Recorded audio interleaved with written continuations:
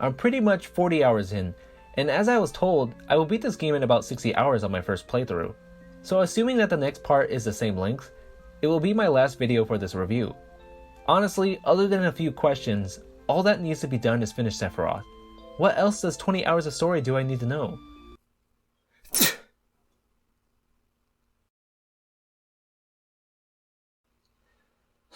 Regret Among Us. Really?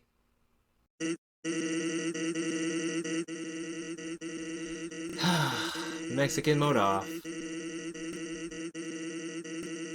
So, anyways, this is part 3 of my Final Fantasy VII review. Part 1 and 2 are in the description. I highly recommend you watch those first before watching this video, but if you don't, then I guess I can't force you. What else am I gonna do? Go to your house and tell you no?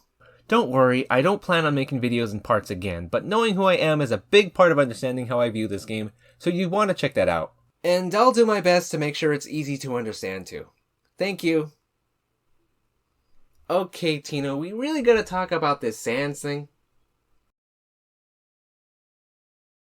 I don't know, maybe do something a little more up to date?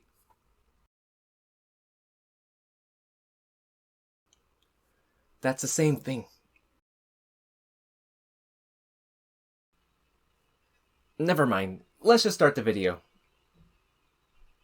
So part 1 and 2 were very story heavy and covered almost every question I had, so I wondered what does part 3 have to offer? The only thing that the quote non-filler end quote has is defeat Sephiroth. So this part is short, correct? Nope, this part is about the same amount of time as the others, almost 20 minutes long. So is this part just about Cloud and amigos looking for Sephiroth? Trying to deal with daily challenges just like an episode of Where on Earth is Carmen Sandiego? Nope, there's really no story at all except for the ending. Just fighting monsters. And oh boy, these monsters are tough. In my first attempt, it took me 2 hours to go to the final area, and then I died. There is no save point except for a pocket save point that you find at the beginning of this part. This save point lets you pin it anywhere you want, but you cannot move it for the rest of the game after you save. I wasn't sure where I should keep it, so I didn't save at all, expecting to see more story. 2 hours wasted. Am I bad at the game? Yes. Am I stupid? Probably. Is it good game design? Nope. Okay, maybe it's not that bad because I can go back to the highway to save and heal anytime. But I assume we couldn't because Cloud said, looks like we can only slide down. Apparently there is a cave here that allows me to go back up, but I ignored it because I assumed nothing was in there. I don't know why I didn't check it out. Even if I thought it wasn't back to the Highwind, you'd think I'd check it regardless. But why did they tell me it was a one-way trip? Probably to mess with me. I decided to leave the save point here because this is next to the final boss area. Before you fight Sephiroth, there are enemies that make it feel like a boss rush mode, and I'm so glad I found Leviathan. I tried so many times, but I'm way too weak. So I guess I'm going to have to do it. That's right, Tino.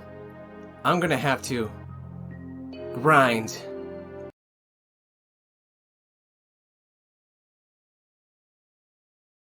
Grinding. The biggest issue that I have with RPGs.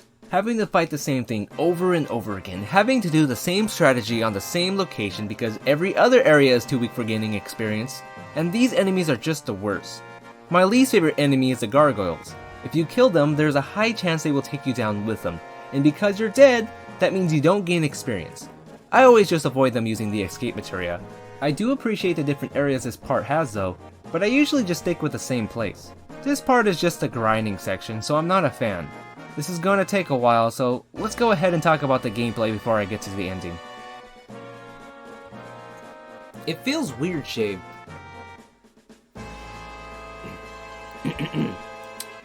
Like I said, the gameplay is surprisingly fun for an RPG, as well as add a lot of variety to keep things fresh.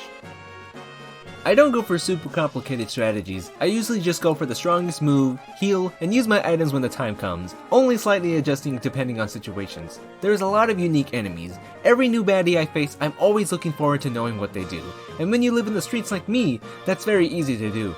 However, there are a lot of times where it gets tedious. In the final area in part 2, you must go through these underground halls, and there are these enemies that do nothing but slow you down. They just paralyze you, doing no damage, aside from the rare enemy that accompanies them.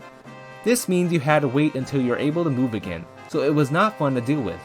everything looked the same, so when I finally got out of it, I never thought I'd be so happy to see the color red again. There's a lot of tedious areas, including part 3, but overall the main combat was really solid. Okay, so I really want to talk about Tifa first. I don't know if this is surprising, but Tifa was the one I was most interested in. From what I can tell, she's very popular, so I had high expectations. She's supposed to be Cloud's childhood friend, so she'll most likely be in a lot of complicated situations, and boy, she did. She had a crush on Cloud that he was too oblivious to notice since childhood, and then Aerith comes in and says, "I'm about to end this woman's whole career." Her biggest flaw is that she's kind of shy, and because of it, it made Cloud think she didn't like him. Tifa had a crush on him since childhood, but it wasn't until she dived into Cloud's subconscious she realized that she should have acted quickly. It's the reason why Aerith got a date with Cloud after all. Maybe he wouldn't be oblivious if she just asked. Eventually, she found the confidence to ask Cloud. For a shy guy myself, this is how I expect shy characters to be written. I just hate it when people say, "Stop being shy." Yeah, I know I'm quiet. Do you think I don't know that already? If you think shy people are stupid, then trust me, I 100% agree. But treating us like we're idiots is only going to make things worse. We can't get in a relationship because we don't have the confidence yet, which takes time. You can't get in a relationship because you have too much confidence, which you clearly don't deserve. While she should have asked him right away, she's not going to do it right away. Confidence takes time and the right motivation. Sometimes we do need that little push, but please don't force the situation. What makes her unique is that, unlike most shy characters, being shy is not her default trait. Usually they're quiet when they speak, they stay away from people that they don't know, or they're usually seen alone. But Tifa is only shy with her feelings. She might even be an extrovert. I mean, she owns a bar. What kind of introvert would want to own a bar? She just doesn't know how to express romantic emotion. She's not actually after the Buster Sword, I'll tell you that. Since we were talking about Aerith, let's do her next. I've been calling her by her official name for a while now and, well, I don't feel like going back. Not saying you can't call her Aerith, it really isn't a big deal. I just like using the official names. I said before that Aerith was my favorite character in part 1, but one of those reasons was because she had the most attention, unlike Tifa, who I wasn't interested in until part 2. That's because they wanted her to die in the story, so they had to give it their all right now. I did find a lot of her dialogue to be somewhat awkward, but I wonder if it's because she was raised differently from normal children. She mentions her ex on a date, she completely ignores Barrett's feelings so she can play games at the Golden Saucer, and she was super quick to get in a relationship with Cloud. I know I'm not the quickest person to start a conversation, I have to get to know them for a while before I'm comfortable around them, but when that's passed, I'll be like, haha, hey girl, want to see my ultra mega customized Pokemon deck? Either way, she got a date with Cloud, so maybe I'm the dork. But despite her awkwardness, she obviously cares about everyone, since she sacrificed herself so the others can stop Sephiroth. I thought Barrett was really cool. He can be hot-headed, rash, slow to trust, has a bad attitude, short-tempered, and, he's an overall intimidating individual. But despite his rough exterior, he's a nice guy and genuinely believes he's doing the right thing. In fact, I was surprised that he was an adoptive father. Personally, I think he's meant to be judged or misunderstood. Can I just remind you that Avalanche is technically a group of terrorists, and those are genuinely considered not the good guys. But the reason why Barrett is doing it isn't intentionally evil. He usually chooses violence first and not considering the consequences. He later understands this, and when deciding on who will be the temporary leader, he thought he wasn't capable of being one. This is a minor issue, but I wouldn't go that far to say he isn't leader material. Barrett has his fair share of wisdom that he gives to both Cloud and Tifa. Just a realization of his weakness and showing that he can be more cautious is really enough to show his growth. As for his story, I can see why it was done so quickly. Once they defeated Sephiroth, there wouldn't be much room to add it during its finale, so they had to do it earlier. Plus, I like the idea that part 3 emphasizes Sephiroth as the last problem. I still think it was brushed aside way too quickly though.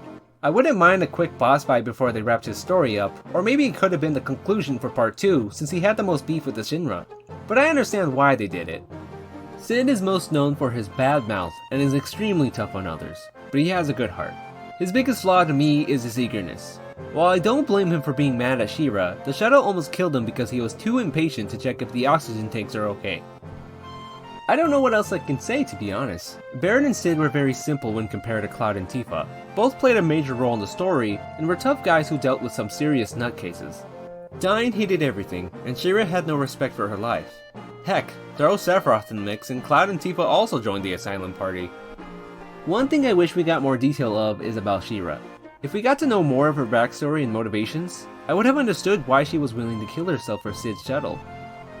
Did she admire Cid's dreams to the point of obsession? Or did the Shinra make her feel like she was worthless as she wanted to prove herself? Does she even work for the Shinra? How does she know Cid? It would have made things more interesting other than just a plot device. But Cid is a welcome addition and played an important role in transportation, making both Cloud and my journey much easier. Red 13 is one of my favorites, but out of all the mandatory characters, he feels the least important. In Barrett's story, they needed to find Dyne so they can escape the desert prison. In Cid's story, they needed to go to Cid's shuttle to stop the Shinra's plans. Those stories were obstacles, necessary to continue the plot. But Red's story was an obstacle they could have easily walked around. It was only there to change Red's mind. But if Cloud wanted to, he could have left Red, and nothing significant would change afterwards. It was filler, yet it was mandatory. To remind you guys, I did like his character, but it feels like all he was made for was to introduce you to Bugenhagen. He just didn't feel needed, and I wish he did more in the rest of the story. But if you close your eyes... Cait Sith, on the other hand, plays a huge role in the story. He was manipulative, yet he questioned his life choices. Just seeing Cloud and friends fight against the corporation that he was working with, he wondered if what he was doing is the right thing. This flaw interacted with the main plot. Unlike Barrett and Cid, Cait Sith was the obstacle. Cloud is the main character, so when characters like Dyne didn't have an impact on him, they most likely didn't have an impact on the main story. This is the reason why I found Cait Sith and Tifa more engaging. However, I did have some issues with him. At first, I just didn't like him. Even if you could say he was acting stupid just to sabotage them, I did find him a bit questionable. So, Cloud saying no to the Shinra was enough to change Cait Sith's mind? I know that's not exactly why he did it. Dang it, Large Zero, you freaking suck. Get out of my phone. I know that's not exactly why he did it, but it does feel that way. I just wish I knew exactly what Cloud and friends did that made him rethink his morals. Like, remember when you guys turned into frogs? Yeah, that really spoke to me. I'm sure that's not his actual reason, but I don't see another one, so that's what I'm going to believe. I'm glad he saw a new perspective, but I want more detail. I think it would make him more interesting and relatable. But as time went on, I really did enjoy his character.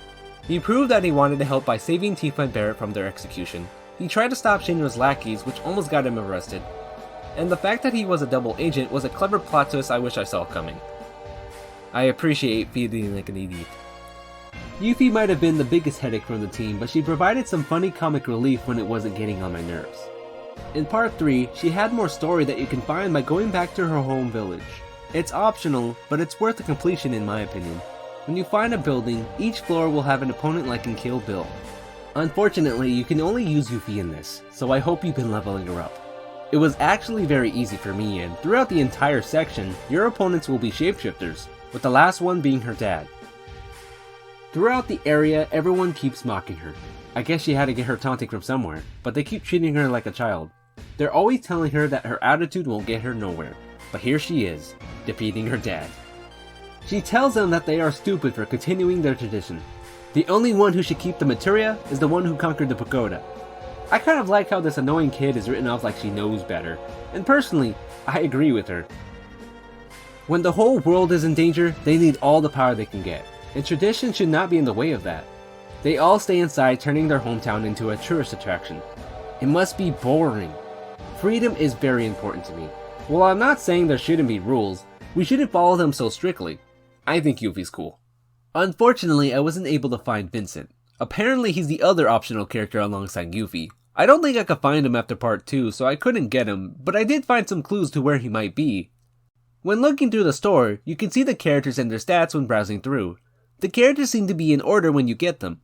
First you get Cloud, Barrett, and Tifa. Then there's an awkward spot missing, which is obviously Aerith. No pun intended. Since she's dead, it makes sense why she wouldn't be there anymore. After it's Red 13, and finally, there is another missing spot between Cait Sith and Cid. So if I'm correct, he can be found before Cid. Looking at his design, he looks like a criminal, perhaps someone from the Wild West. And the only place I can think of is the desert area in the Gold Saucer. It's the perfect place to find outlaws, and since there is multiple ways you can go in this never-ending wasteland, I just happen to not go in his direction. I wish I can see him and what he's like, but it looks like I have to play the game again to see what he's about. It's unfortunate, but he's optional, so it doesn't matter for this review. Let's talk about the other characters. The Turks remind me of an edgy Team Rocket. When Reno first showed up, he just came in during the middle of Cloud and Aerith's conversation like a creep, so you can already assume he's a bad guy. Where they really shined was in Yuffie's story. To Reno, he only sees Cloud as an enemy when it's his job, so he doesn't have anything personal against him. Unlike Alina, who cares about getting her job done, even when on vacation. Which gets her into trouble with Don Corneo. Yeah, that guy who almost tried to seduce our femboy Cloud. Yeah. Yeah, he's back. So, the Turks agree to call it truce, and work together to rescue Alina and Yuffie. And when I thought I was gonna fight them after the truce, he said, "No, today's our day off." Now that's cool. I was kinda sad when I had to kill Rude. At least, I thought I did. In the end, they give you the option to not fight them, so gladly I let them go. Then there's Zack. From what I can tell, Zack is a very popular character. He's Aerith's ex-boyfriend. He lives in a little island where a Shinra factory destroyed his town, and he never came back. He was also a friend of Cloud when they were in Soldier, and was with him when Sephiroth destroyed Cloud's town. I was expecting to see what happened to him in part 3, but apparently it's optional. After looking around the world map, I came back to the mansion where Sephiroth went insane. And then, flashback. From what I remember, Cloud and Zack were in pods, and they managed to escape. The ever-so-chipper Zack carried a fatigued Cloud and decided they will become mercenaries. Zack seemed pretty happy with this lifestyle, while Cloud looked like he can barely speak. Unfortunately, the Shinran soldiers found them and killed Zack, leaving Cloud to mourn for his friend and take his Buster Sword. According to one of the spoilers that I've heard, he also took Zack's memories, but I don't remember that. Apparently, I heard about this in the Link vs. Cloud death battle. According to them, the pods were filled with Mako energy, and this gave Cloud all of Zack's memories. Back to Zack, his story shouldn't have been optional, and I'm kinda disappointed, honestly. I mean, it was sad, but he just seemed like a bigger deal than he actually was. And then there's Sephiroth. He is what to be expected. Every scene that he's in, or when he's being mentioned, just gives me goosebumps. I'm gonna be honest, he was giving off that bad OC vibe where he just seemed too OP, but I can tell now he's the reason why they all exist. This is how you do them right, guys. They make sure to show you how crazy he is. But sometimes, I can't take certain scenes seriously. The animations and character models seem very childlike. When I saw him sitting on the floor telling his mom it's almost time, it looked like a little child wanting to make his mommy proud. When I think of both Sephiroth and Crazy, I usually think of a psychopath who kills everyone in his way. But here I see a grown man with the mind of a toddler. Before he lost his mind though, he was pretty laid back. He might have been serious and calm most of the time, but he can make a chuckle here and there.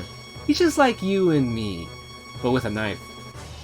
I found it pretty interesting that he had to fight all of his family members in each ending. You fight his mom in part 1, then his dad in part 2, and finally, Sephi himself. I did find him a bit confusing at first, but I choose to believe that not all of it is his fault. Sephiroth is a terrifying villain, and that's what makes him so great. I'm really glad I got to see him too, because then I wouldn't be as excited when he got revealed in Smash. I probably would have been excited anyways, considering how iconic he is, but he is the first reveal from a game that I've actually played in a long time. It wouldn't be as special if it wasn't. Alright, technically we do have one more character. Cloud, the main character of the story, the focus of the entire plot. Cloud's story. Knowing him, I had high expectations for this character, one of the most iconic swordsmen in all of gaming, compared alongside Nintendo's Link. When I first saw him, I saw this moody teen who didn't seem to care about anything. After all, his catchphrase is, "not interested." He doesn't seem like he wants to express himself that much, prefers to be alone, all about business kind of guy. But he's actually a nice person who cares about his friends. Like the time he cheered up Tifa when they were the only ones on the Highwind, or when he made Yuffie feel better from her motion sickness. I like their brother-sister relationship. One of my favorite scenes with Cloud was with Jessie, one of the Avalanche members. Jessie is showing Cloud how the train system works, and the childlike models look very cute. He's clearly not heartless, but he did seem depressed, like he doesn't know what to do with his life anymore. That seemed to change when he met Aerith. Thanks to Aerith and the rest of his friends, Cloud was determined to keep the world safe from Sephiroth. He had confidence, at least in some way. Cloud had amnesia in some way, but it's possible he just couldn't come to terms with his true self, something Barrett has mentioned. To further prove Barrett's wisdom, it turns out that he failed to join Soldier. Because he was too weak, he was too embarrassed to face his friends that he even lied to himself. I believe this is the reason he took Zack's memories. Yes, Cloud felt so insecure, he changed his own memories. You might be asking, how would that even be possible? Well, I'm not an expert on this, but I believe it's called a superiority complex. It's when someone acts superior, they hide their true feelings to the point that they even lie to themselves. I know this because I can relate. I'm often known as a shy person, and every time someone mentioned it, I always got offended. I just took it. I denied what I was, but now I'm more open about it. The word shy still bothers me, but the more I say it, the more comfortable it becomes. I can see that from Cloud and how he feels about being weak, and is what I believe is the main message of the story. Our flaws are part of what makes us as a person. How can you fix your flaws if you don't even know what they are? No, Tino, if you want to be sans, then you can. Yes, Tino. Criticism is one thing, but I wouldn't want to change my best friend just because I'm worried about what others people think.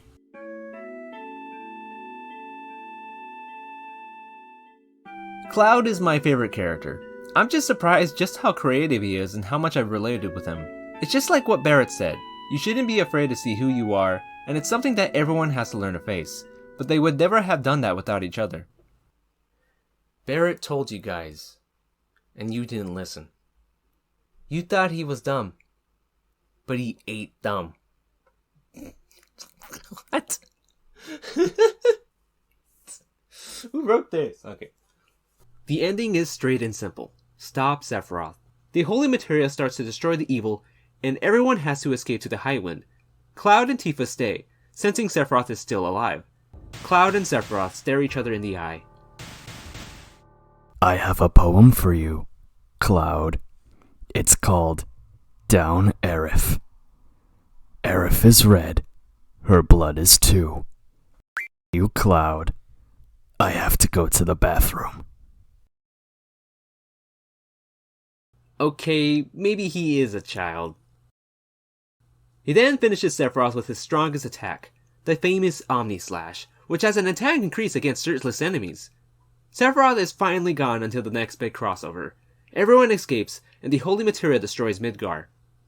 So, no one dies, but I guess it makes sense. Everyone here is shown to be a heroic person, or has redeemed themselves, so I don't see a reason why they weren't destroyed.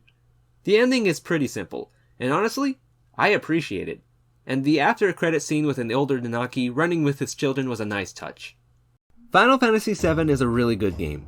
All the main characters look really cool, and they help represent who they are. The overall style is something I recognize from this franchise, which is pretty distinct. A nice mix of cool and goofy looking characters. And then the enemies. What is this thing? A house? Motorcycles? I don't even know what this is. It's weird, creepy. I love it.